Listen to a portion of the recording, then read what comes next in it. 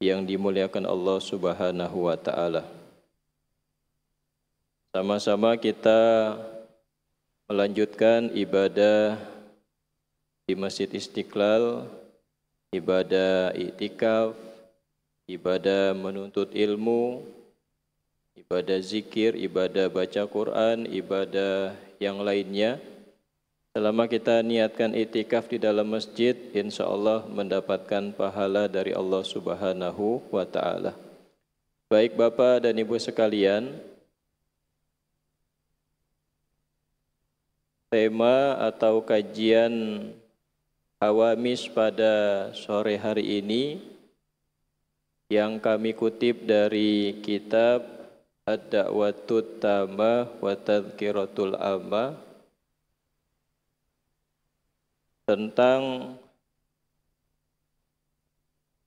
tata cara atau adab menulis sebuah karangan. Jadi dalam kitab ini, muallif kitab ini Habib Abdullah bin Alawi Al-Haddad dalam bab pendahuluan, kalau Bapak Ibu kuliah S1, S2, S3, di bab 1 itu pendahuluan hanya itu latar belakang. Ini saya baca masih latar belakang. Kenapa beliau mengarang kitab Ad-Da'watut Tamah dan di akhir latar belakang ini beliau menulis doa. Ini salah satu adab ketika menulis atau membuat sebuah karangan. Kita berdoa kepada Allah Subhanahu wa taala dalam rangka meminta perlindungan. Ini doanya meminta perlindungan agar ilmu yang beliau dapatkan dan beliau tulis bermanfaat. Doanya seperti ini. Bismillahirrahmanirrahim.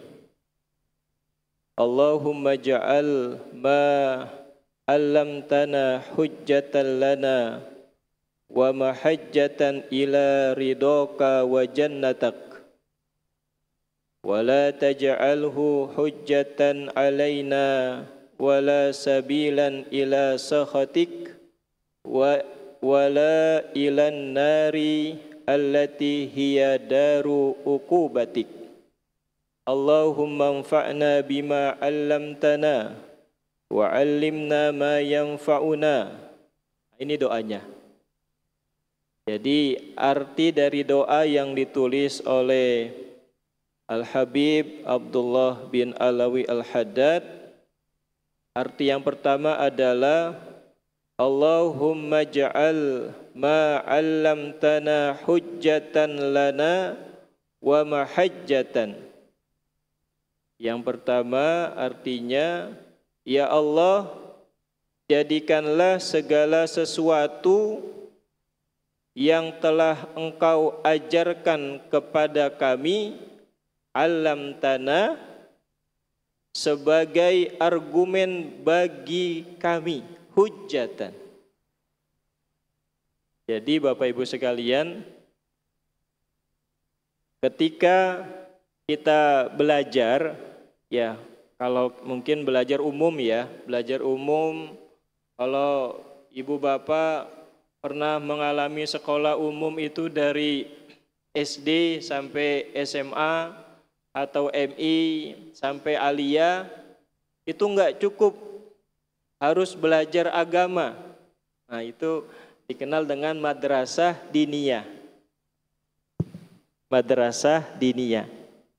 Jadi ketika belajar sekolah umum itu kan banyak ilmu Pak yang kita pelajarin.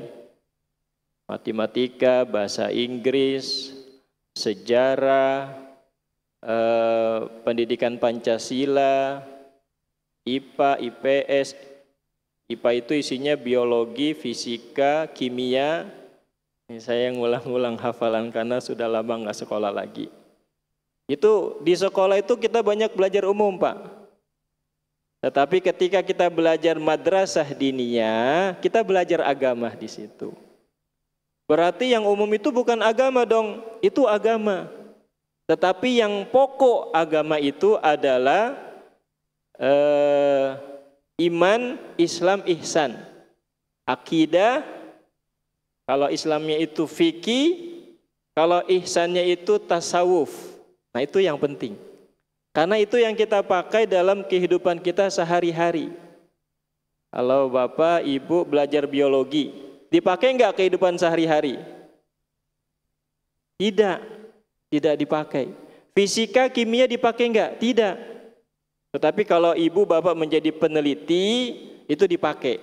Tetapi kalau akidah, iman, fikih, Islamnya, ihsan, tasawuf, atau adab, atau akhlak itu dipakai dalam kehidupan kita sehari-hari. Maka ketika kita belajar ilmu, kita meminta kepada Allah perlindungan. Agar apa?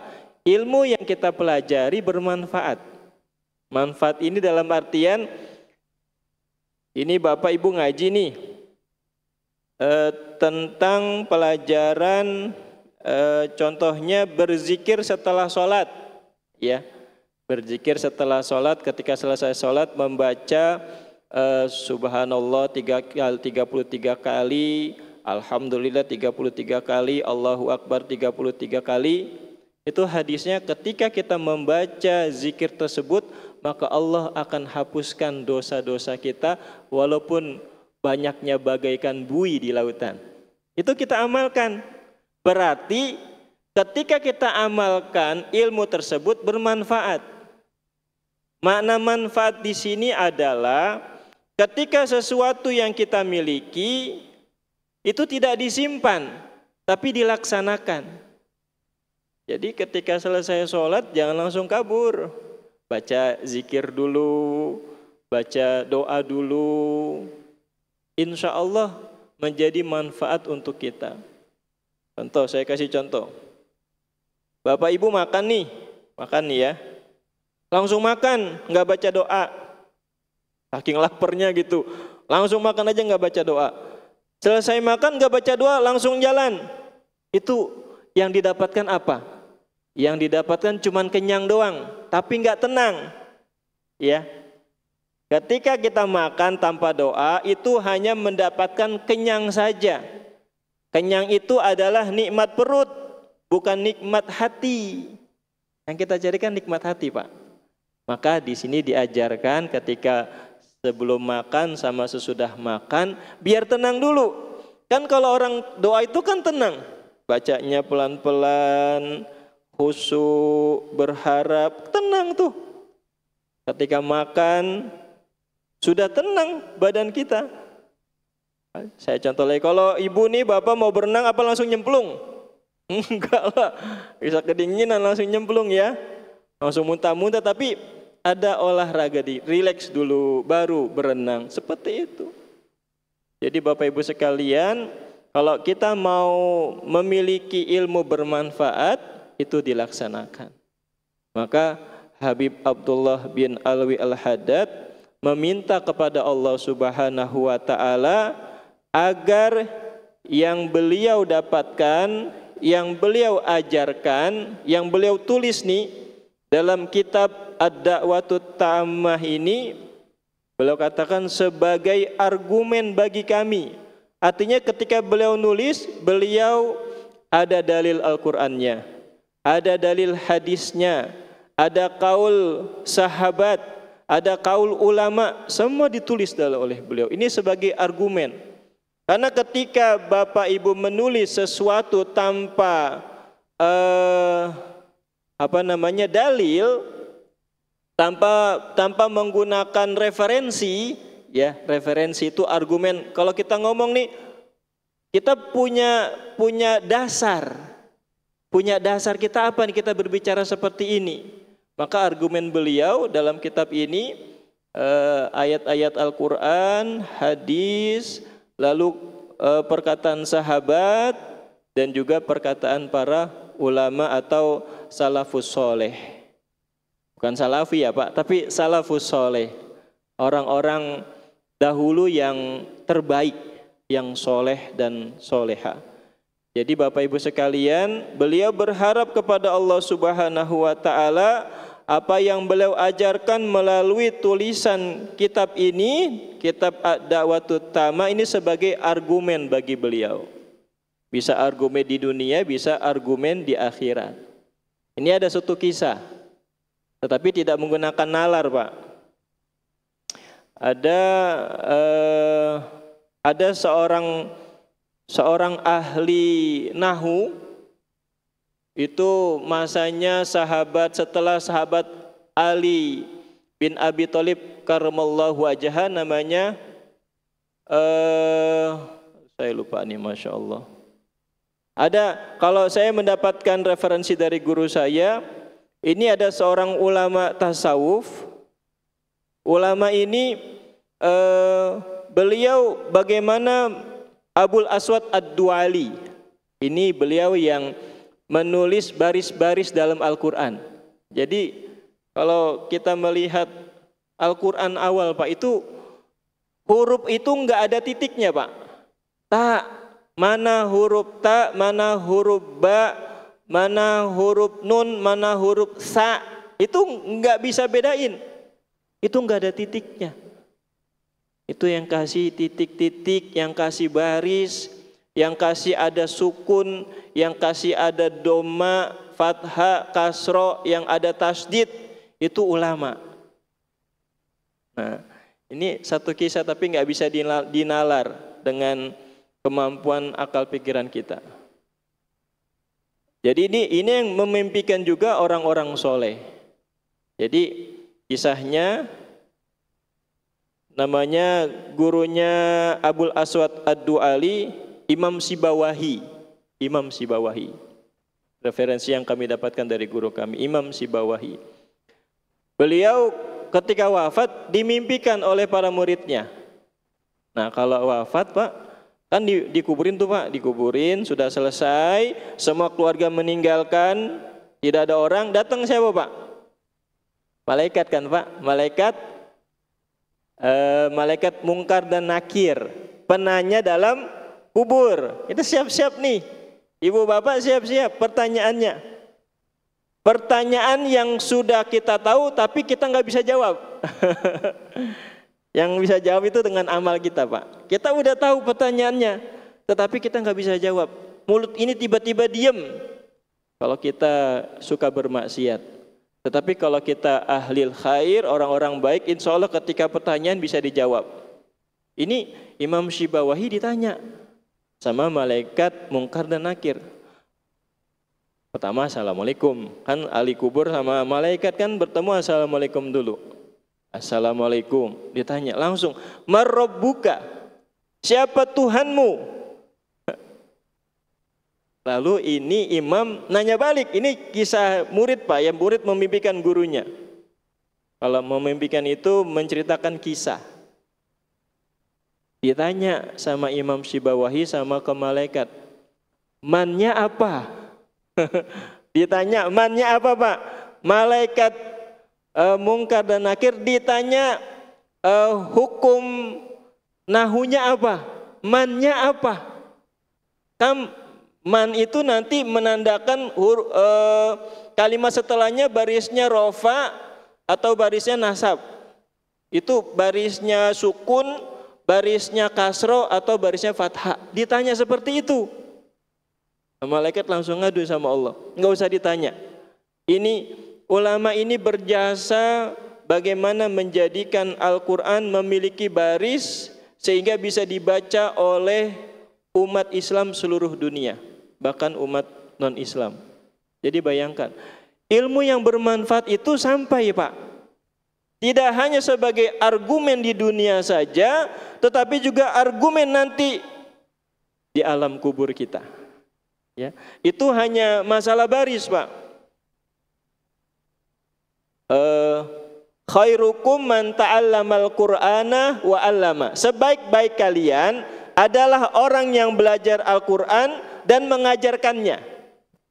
Al-Quran itu sebagai misbah, sebagai penerang nanti di kuburan kita, Pak. Tuh, bayangkan. Ilmu sebagai argumen di dunia ini dan ilmu sebagai argumen nanti di alam kubur kita dan di akhirat nanti. Jadi ilmu ini nolongin kita, Pak. Ya tadi yang satu kisah seorang ulama besar itu ketika ditanya sama malaikat Raqib Atid, ditanya hukumannya apa. Itu bayangkan saking bermanfaat ilmu yang beliau buat atau beliau sampaikan. Dan ketika kita mengajar Quran, Pak, atau membaca Quran, kan sebaik-baik kalian khairukum yang belajar Quran dan mengamalkannya dan mengajarkannya. Nah, ketika Al-Quran sudah kita tidak baca lagi, ketika di alam kubur itu Al-Quran sebagai cahaya dalam kubur kita. Itu sebagai argumen, artinya pelindung kita. Yang lindung kita apa? Harta yang kita miliki selama itu disimpan artinya tidak bergerak, hanya disimpan saja di bank, itu tidak manfaat. Tidak ada manfaatnya. Kecuali uang yang kita miliki digunakan untuk pembangunan masjid. Kita gunakan untuk pembangunan madrasah, pembangunan pesantren, rumah sakit, untuk fasilitas umum, fasilitas sosial, itu berguna. Tetapi uang ketika kita simpan, dia tidak manfaat. Maka yang terbaik adalah, ini ada di laman Muhammadiyah, Pak, itu ada orang kaya raya memiliki beberapa pom bensin, itu mewakafkan hampir sebagian hartanya untuk umat. Karena dia ketika dia mendengarkan nasihat itu langsung diamalkan, Pak. Harta enggak dibawa kemana-mana, daripada menjadi rebutan anak, udah langsung disedekahkan saya buat umat. Karena Rasulullah enggak ninggalin apa-apa. Ya Pak, Bu sekalian, enggak ada rebutan tuh. Istri-istri beliau enggak rebutan harta Rasulullah, enggak ada, udah habis semuanya. Karena insya Allah bermanfaat. Ya Bapak Ibu sekalian, ini yang doa dari Habib Abdullah bin Alwi Al-Haddad. Beliau bermohon semoga tulisan beliau, apa yang beliau ajarkan itu menjadi argumen beliau di dunia dan juga argumen di akhirat. Terus yang kedua doanya, setelah beliau meminta seperti itu, wa mahajjatan ila ridhoka wa jannatak. Nah, setelah beliau berharap tulisan ini sebagai argumen, beliau meminta kepada Allah semoga mendapat ridho dan surga, mendapat ridhomu dan surgamu. Ila ridhoka wa jannatak, mendapat ridho Allah dan surga Allah. Jadi memang ya ketika kita ibadah, yang kita niatkan itu ya ibadah lillahi ta'ala. Nawaitu sauma ghadin an adai fardi syahri ramadana hadihi sanati lillahi ta'ala, karena Allah ta'ala. Terus nawait usolli fardul asri arba'a raka'atin mustaqbilal kiblati adaan lillahi ta'ala. Nawaitu an ukhrija zakatal fitri an nafsi fardon lillahi ta'ala. Buat siapa lagi? Buat Allah semuanya. Jadi ketika kita menjadikan ibadah yang kita lakukan buat Allah, maka kita berharap adalah ridho Allah. Kalau Allah sudah ridho dengan hambanya, maka surga pantas untuk hambanya. Ya, kalau seorang wanita tasawuf itu, Masya Allah. Jadi beliau punya argumennya begini, Pak. Konsep tasawuf beliau itu adalah mahabbah. Ini kadang-kadang kita nggak bisa terima pakai nalar, tapi ya iman itu nggak menggunakan nalar, Pak. Pertama hati dulu. Ketika Rasulullah selesai melakukan Isra Mi'raj, itu sebagian umat Islam tidak percaya karena menggunakan nalar. Tapi sekarang dengan ilmu pengetahuan sudah diterima secara nalar. Karena pada saat itu kemampuan nalar bangsa Arab belum bisa menerima. Yang menerima itu adalah keimanan. Jadi ketika seorang tasawuf ini konsepnya mahabbah, beliau katakan, kalau Allah ridho dengan aku masuk ke dalam neraka, kalau Allah memasukkan aku ke dalam neraka karena Allah ridho, maka aku akan masuk neraka. Bayangkan, masuk neraka Allah ridho. Ya, nih bapak nih ahli ibadah nih pak, bapak ahli ibadah, rajin sholat, nggak pernah maksiat, bapak meninggal husnul khotimah, terus Allah masukin bapak ke neraka, bapak ridho nggak pak? Nah, kalau konsep tasawuf mahabbahnya wanita sufi ini, kalau Allah masukkan aku ke neraka, maka aku akan ridho. Kalau Allah memasukkan ke dalam surga, Allah enggak ridho, aku tidak mau. Jadi yang dicari itu adalah keriduan Allah Subhanahu wa ta'ala. Dan Allah itu pasti memasukkan hambanya ke dalam surga. Jadi ini hanya istilah saja Pak. Allah itu selalu menepati janjinya. Ini tanda kebesaran Allah Subhanahu wa ta'ala. Ini hanya istilah saja. Istilah saja. Jadi bagi orang-orang sufi itu, karena ini kitabnya kitab sufi Pak. Ini yang mengarang seorang sufi besar. Waktu usia muda beliau sakit, karena sakit matanya sehingga buta. Orang buta bisa mengarang kitab Pak. Jadi kitab itu beliau tulis atau beliau diktekan dengan para murid-muridnya. Nanti muridnya yang menulis kembali dan mencetak. Tadi saya melihat di video Darussunnah Kiai Haji Ali Mustafa Yakub, kata anak beliau Ziaul Haramain, beliau katakan, ayah saya Kiai Haji Ali Mustafa Yakub nggak bisa pakai laptop Pak. Tapi yang beliau lakukan ketika beliau mengarang buku, beliau tulis pakai pena Pak. Ditulis sudah itu. Ketika sudah selesai, dikasih muridnya suruh ketik pakai laptop atau pakai PC, portable komputer. Habis itu udah di print, beliau coret-coret lagi. Jadi beliau hanya mampu menggunakan tulisan saja, tidak menggunakan alat elektronik.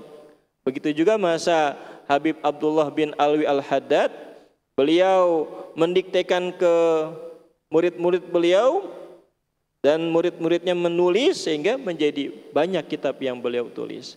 Jadi kita berharap kepada Allah Subhanahu wa ta'ala. Yang pertama, doa beliau itu apa yang beliau ajarkan sebagai argumen, sebagai bukti di dunia dan bukti di akhirat. Terus yang kedua, berharap ridho Allah Subhanahu wa ta'ala dan berharap surga Allah Subhanahu wa ta'ala. Jadi yang kita lakukan di dunia ini Pak, kita ini memohon balasan dari Allah. Ketika kita ini Pak nih, Bapak sholat mulu ya, Ibu sholat mulu.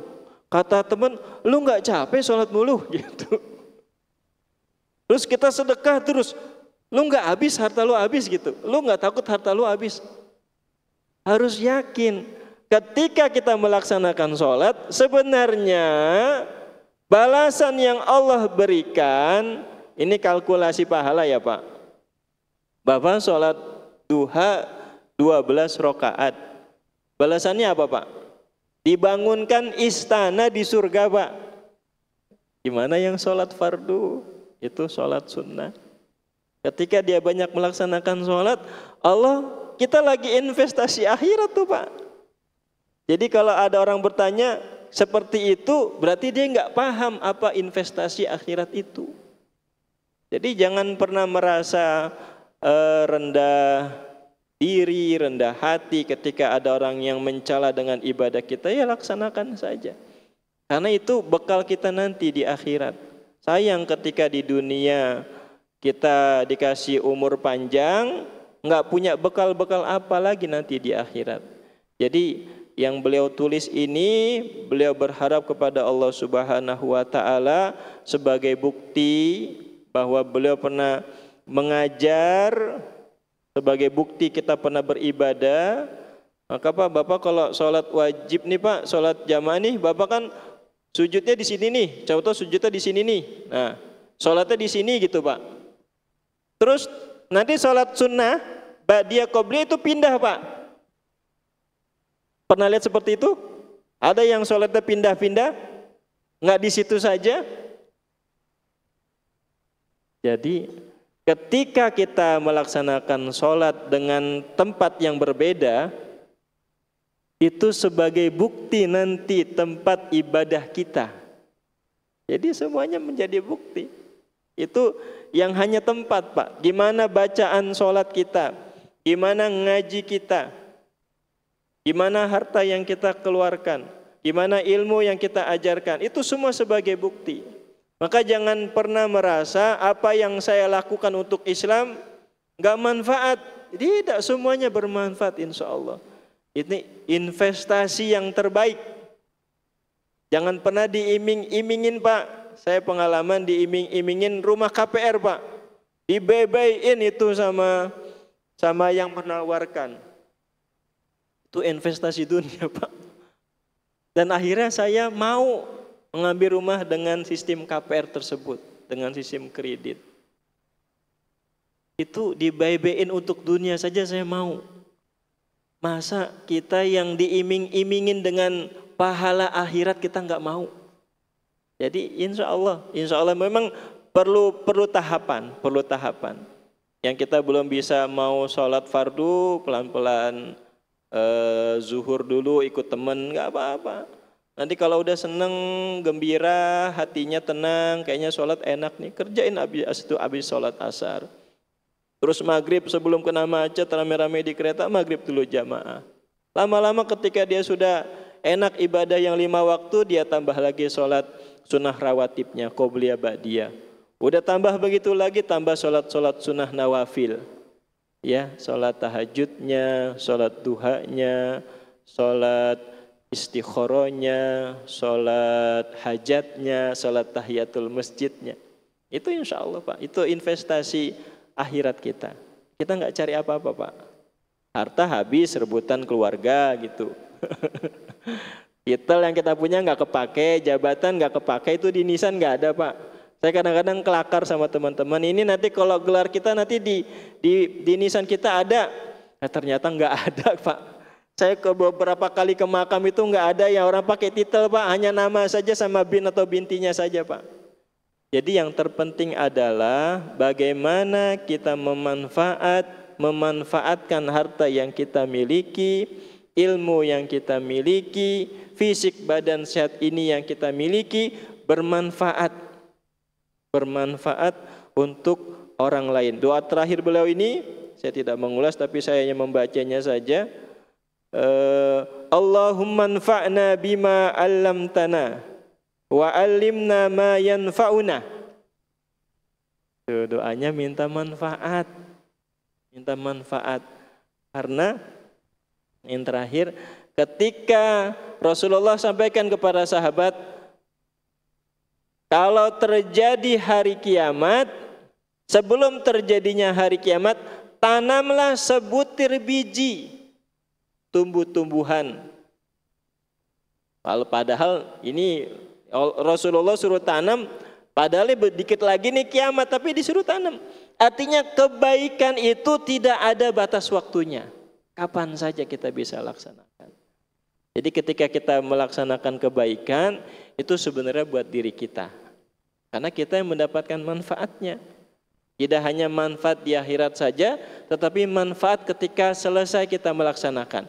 Ini maaf ya, ibu bapak ngelihat rumah berantakan nih, berantakan. Siapa yang berantakin nih, kesel. Tapi Keselnya redah, coba ibu rapiin sama bapak rapiin.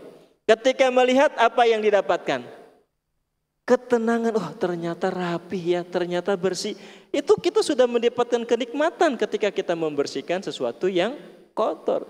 Jadi ternyata ibadah yang kita lakukan untuk investasi akhirat kita tunggu nanti, tetapi untuk sekarang yang kita dapatkan adalah ketenangan batin kita, ketenangan jasmani kita atau jasad kita. Amin amin ya rabbal alamin.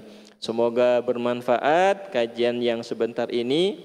Mudah-mudahan bisa kita amalkan dan insya Allah menjadi bukti bahwa kita beribadah secara totalitas hanya untuk Allah Subhanahu wa Ta'ala. Amin ya rabbal alamin. Baik Bapak Ibu sekalian, marilah kita tutup dengan membaca surat Al-Fatihah. Semoga apa yang kita dengarkan, kehusuan kita, walaupun sambil senderan, nggak apa-apa, tapi dalam rangka menuntut ilmu, insya Allah bermanfaat untuk kita semua. Al-Fatihah. A'udzubillahi minasyaitonirrajim. Bismillahirrahmanirrahim. Alhamdulillahirabbil alamin. Arrahmanirrahim. Maliki yaumiddin. Iyyaka na'budu wa iyyaka nasta'in. Ihdinas shiratal mustaqim. Shiratal ladzina an'amta 'alaihim ghairil maghdubi 'alaihim waladdallin. Amin. Wa'fanna ya karim bi rahmatika ya arhamar rahimin irhamna. Allahumma bihaqqil Fatihah wa bisirril Fatihah wa bi karamatil Fatihah iftah lana abwabal khair واختم علينا والحاضرين من أحسن أهل الخير دعواهم فيها سبحانك اللهم وتحيتهم فيها سلام وآخر دعواهم أن الحمد لله رب العالمين. Terima kasih Bapak Ibu sekalian, mohon maaf wabillahi taufik wal hidayah. Wassalamualaikum warahmatullahi wabarakatuh.